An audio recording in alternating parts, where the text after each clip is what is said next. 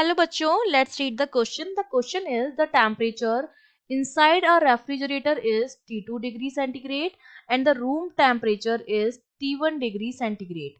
The amount of heat delivered to the room for each joule of electrical energy consumed ideally will be. तो हमें क्या निकालनी है? हमें निकालनी है इलेक्ट्रिकल एनर्जी. ठीक है, heat given to room per unit electrical energy जो है वो हमें निकालनी है.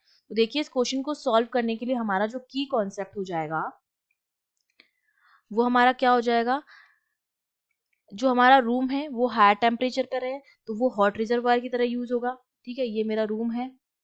ठीक है, ये मेरा होगा हॉट रिजर्वायर जिसका टेम्परेचर है गिवन है T1. और फ्रीज जो होगा मेरा फ्रीजर का इनसाइड जो पार्ट है वो मेरा होगा कोल्ड रिजर्वायर जिसका टेम्परेचर जो हमें गिवन है वो T2 गिवन है. ठीक है, और यहाँ पर ये फ्रिज के इनसाइड वाला पार्ट है और यहाँ पर जो है वर्किंग सब्सटेंस है फ्रिज का. ठीक है, ये रेफ्रिजरेटर है यहाँ पर. तो ये क्या करेगा, इससे इसने क्यूसी हीट ली, फिर इस पर क्या किया, वर्क डन किया, और फिर यहाँ पर इसने इसमें हीट डाल दी, QH हीट जो है वो इसमें डाल दी. ठीक है, इतना समझ में आया. तो यहाँ पर W प्लस QC जो होगा मेरा वो मेरा QH के बराबर होगा. ये मेरा क्या है, आउटपुट है,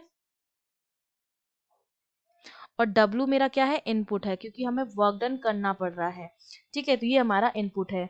तो जब हम रेफ्रिजरेटर की बात करते हैं तो रेफ्रिजरेटर के लिए जो कोफिशिएंट ऑफ परफॉर्मेंस आता है, कोफिशिएंट ऑफ परफॉर्मेंस जिसको हम लिखते हैं बीटा, वो मेरा किसके बराबर होता है, आउटपुट अपॉन इनपुट.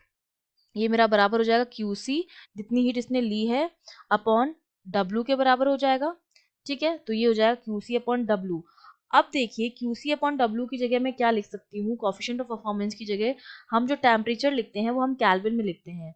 तो Q जो W यहाँ से मेरा आएगा वो आएगा QH माइनस QC के. तो ये मेरा हो जाएगा QC upon QH minus QC, और ये टेम्परेचर के प्रोपोर्शनल होता है. तो देखिए COP जो मेरा बीटा हो जाएगा वो मेरा किसके बराबर हो जाएगा, QC का जो टेम्परेचर था वो हमारा कितना था, T2.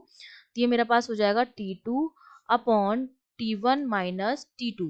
तो अब देखिए T2 डिग्री सेंटीग्रेड है, तो ये हो जाएगा, इसको कैल्विन में जोड़ देंगे, T2 प्लस 273. और जो डिफरेंस हम निकालते हैं, एडिशन करें या सब्ट्रैक्शन करें, कैल्विन और डिग्री सेंटीग्रेड सेम रहता है.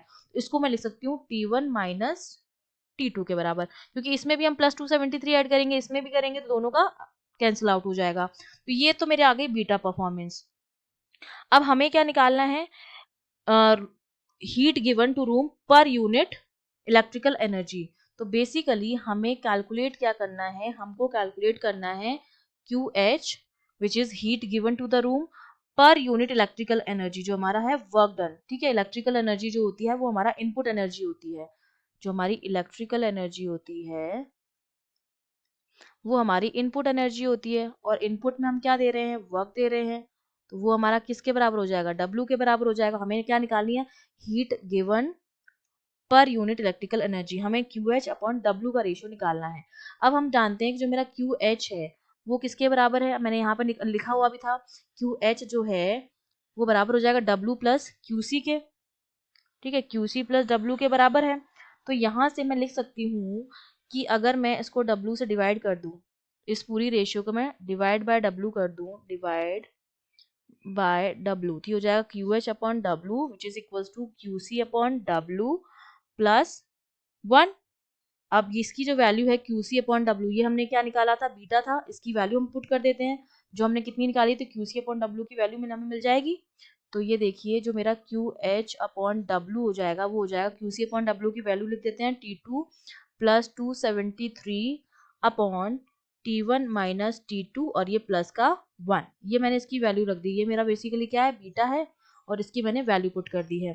तो यहाँ से जब आप सॉल्व करेंगे तो QH अपॉन W की जो वैल्यू आ जाएगी वो हमारे पास कितनी हो जाएगी, ये हो जाएगी T1 प्लस 273, इसको हम सॉल्व करेंगे प्लस 1 के साथ, अपॉन T1 माइनस T2. ये मेरे पास आ गई है heat given to the system per unit electrical energy, T1 plus 273 upon T1 minus T2. That means C option is correct.